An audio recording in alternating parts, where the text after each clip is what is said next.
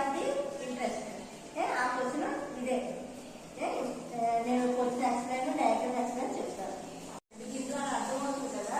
మూలధనం పెట్టి మన వ్యాపారంగా దేశాన్ని పెట్టుబడి ఇందులో చెప్పినట్టు మూలధనం పెట్టుబడి. దానికి మనం పెట్టే ఇన్వెస్ట్మెంట్ పెట్టే వడ్డీ రేట్లు అన్ని మారుతుంది. అన్ని దాని చుట్టూనే తెలిస్తే మీరు చెప్పినట్టు. ఓకేనా? యాక్చువల్ గా మూలధనానికి ఉన్న డిమాండ్ అని మీకు ఇక్కడ 2 పదాలు కవర్ చేసినట్టు మీకు అర్థమవుతుంది కదా. మీరు వివిధ రకాలుగా పెట్టుబడి పెట్టినప్పుడు దాన్ని బట్టి డిమాండ్ మారుతూ ఉంటుంది. ఓకేనా? దాని మూలధనం అనేది వడ్డీ రేట్ పై డిపెండ్ అయి ఉంటుంది. వడ్డీ రేట్ పెరిగినప్పుడు మనం ఏం చేస్తాం? ఇన్వెస్ట్మెంట్ ఎక్కువ పెడతాం. వడ్డీ రేట్ తగ్గితేనే ఇన్వెస్ట్మెంట్ ఎక్కువ పెడతాం. వడ్డీ రేట్ పెరిగితే ఇన్వెస్ట్మెంట్ తక్కువ పెడతాం. ఇది వడ్డీ రేట్ పై డిపెండ్ అయి ఉంటుంది. అనేది పొదుపుపై డిపెండ్ అయి ఉంటుంది. అంటే సేవింగ్స్ దానికి కారణం ఏంటంటే సేవింగ్స్ పెరిగితే మనకి వడ్డీ రేట్ కూడా పెరుగుతుంది. అన్ని ఒకేలా ఉంటాయి. మీరు బాగా చూడండి. వడ్డీ రేట్ బాగా పెరిగినప్పుడే మన పొదుపు కూడా ఎక్కువ చేస్తాం. ఇది కూడా గుర్తుపెట్టుకోండి. వడ్డీ రేటు ఎక్కువగా ఉంటే పొదుపు కూడా ఎక్కువగా ఉంటుంది.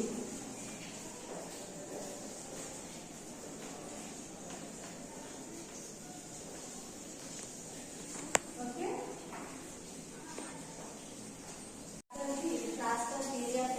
ఇంకో పాయింట్ ఏంటంటే motor supply capital. Motor supply capital అనేది సేవింగ్స్ పై డిపెండ్ అయి ఉంటుంది. సేవింగ్స్ పై డిపెండ్ అయి ఉంటుంది. తర్వాత ఇందులో వడ్డీ రేట్ ఎక్కువగా ఉంటే పొదుపు సప్లై కూడా ఎక్కువగా ఉంటుంది. వడ్డీ రేట్ తక్కువగా ఉంటే పొదుపు సప్లై కూడా తక్కువగా ఉంటుంది. ఇది మీకు తెలిసిన కనుక దీంట్లో నిన్న చెప్పాను మీకు. మోటార్ సప్లై సపరేట్ కుడి నుంచి ఎడమకి రుణాత్మకంగా ఉంటుంది. ఇక్కడ వచ్చే మోటార్ సప్లై లేక ఎడమ నుంచి కుడికి ధనాత్మకం. దాన్ని ప్లస్ గా గుర్తిస్తారు. దీనికి డయాగ్రామ్ వేసి చూపిస్తాను. క్లారిటీ వచ్చేస్తుంది. ఓకే. ఈ సిద్ధాంతాన్ని ఇంకోలా అడుగుతారండి. ఏంటి? పొదుపు పెట్టుబడి సిద్ధాంతం అని అంటారు. ఇదన్నా కూడా ఇదే ఆన్సర్. తర్వాత ఇందులో వచ్చేసరికి మీకు మూలధన డిమాండ్ అంటారు. దీన్ని ఇంగ్లీష్ లో డిమాండ్ ఆఫ్ క్యాపిటల్. రెండో హెడ్డింగ్ వచ్చేసి మూలధన సప్లై. ఇది డెరివేషన్స్ డయాగ్రామ్ చెప్తాను. అమ్మా ఈ రోజు మీకు సాంప్రదాయ వడ్డీ సిద్ధాంతం అని చెప్తాను. ఇది యూనిట్ 5 నుంచి వస్తుంది. ఆల్రెడీ మీకు వీడియో కూడా ఇచ్చాను. సాంప్రదాయ వడ్డీ సిద్ధాంతం. దాన్ని ఇంగ్లీష్ లో క్లాసికల్ థియరీ ఆఫ్ ఇంట్రెస్ట్. ఏం చెప్పాను? ఫస్ట్ మూలధన సప్లై, మూలధన డిమాండ్ చెప్పాను. సారీ, ఫస్ట్ మూలధన డిమాండ్, తర్వాత మూలధన సప్లై, తర్వాత ఇక్కడ మూలధన ఇక్కడ డయాగ్రామ్ చూపించినప్పుడు మీకు ఓఎక్స్ అక్షరం మీద మూలధన రాసి చూపించాడు. ఓవై అక్షరం మీద వడ్డీ రేట్ చూపించాడు. ఇక్కడ మూలధన డిమాండ్ మనం ఇక్కడ క్యాపిటల్ ఈ రోమానికి కాలేదు, క్యాపిటల్ ఈ ర్యాంక్ మనం మెన్షన్ చేద్దాము.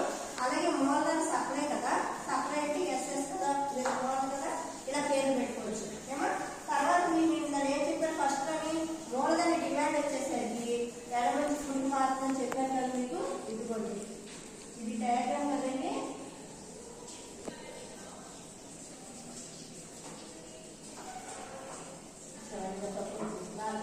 మూలధన డిమాండ్ చెప్పాను కదా, ఇలా వస్తుంది. తర్వాత మీకు దాని మార్పులో చెప్పాను కదా, ఇదేమంది ఎడ నుంచి కుడివైపు రుణాత్మకంగా మారుతుంది. ఇలా వస్తుంది. మీకు ముందు రాశారు కదా. ఇది ఏదైతేమా ఐ అంటే మూలధన డిమాండ్.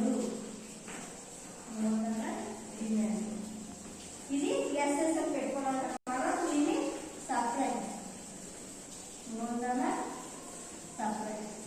ఇక్కడ చూసారా, ఇది సమతుల్య వడ్డీ రేట్ అంటే 2 కండిషన్ తర్వాత సమతుల్య వడ్డీ అని రాస్తారు. సమతుల్య వడ్డీ రేట్. ఇది కూడా మనం పేరు పెట్టుకోవచ్చు. ఏం పేరు పెడతాం? ఇక్కడ ఆరు పెడతాం. దీనికి వచ్చేసరికి అమౌంట్ పెడతాం. సమతుల్యం కదా, ఆర్ ఎం. ఇలా ఉంది. ఇక్కడ సమతుల్యం చెప్పారు కదా. డిమాండ్ మూలధన డిమాండ్, ఇది మూలధన సప్లై. డయాగ్రామ్ ప్రాసెస్ అసలు వదలదు. ఈ 2 కండిషన్ సమతుల్య వడ్డీ రేటు. దానికి మనం ఇలా పేరు పెట్టాం. అలా కాకుండా వడ్డీ రేటు ఎక్కువైంది అనుకోండి, వడ్డీ రేటు 6 నుంచి 6 వరకు వచ్చింది అనుకోండి,